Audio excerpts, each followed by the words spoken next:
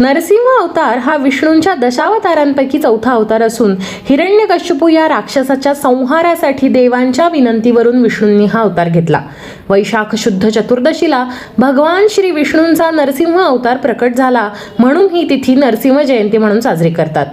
कश्यप ऋषी आणि त्यांची पत्नी दिती यांची मुले हिरण्यकश्यपू आणि हिरण्याक्ष.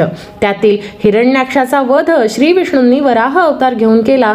त्यामुळे अत्यंत क्रोधित झालेल्या हिरण्यकश्यपू याने भगवान श्री विष्णूंना आपला परमशत्रू मानायला सुरुवात केली. पण त्याच्या दुर्दैवाने त्याचा स्वतःचा मुलगा प्रल्हाद हा श्री विष्णूंचा निस्सीम भक्त निघाला. हिरण्यकश्यपू याला विष्णूंना हरवायचे होते. त्यामुळे त्याने कठोर तपश्चर्या केली आणि ब्रह्मदेवांना प्रसन्न करून त्यांच्याकडून एक वर मागितला. तो वर असा की तुम्ही उत्पन्न केलेल्या भूतांपासून तसेच कोणत्याही देवापासून मला मृत्यू प्राप्त होऊ नये. त्याचप्रमाणे घरात अथवा बाहेर, दिवसा अथवा रात्री, ना शस्त्राने ना अस्त्राने, भूमीवर अथवा आकाशात प्राणी, देव, दानव, मनुष्य, मृग, महानाग या कशापासूनच मृत्यू मला प्राप्त होऊ नये. तुमच्याप्रमाणे कीर्ती मला देखील मिळावी, सर्व जीवांचा अधिपती असे पद प्राप्त व्हावे असा त्यांनी वर मागितला. ब्रह्मदेव तथास्तु म्हणाले आणि हिरण्यकश्यपूचा अहंकार अजूनच वाढला.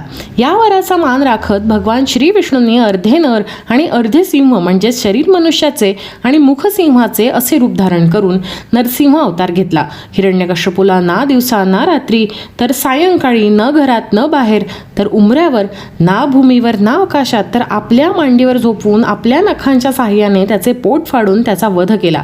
एका क्रूर दैत्याचा अंत झाला.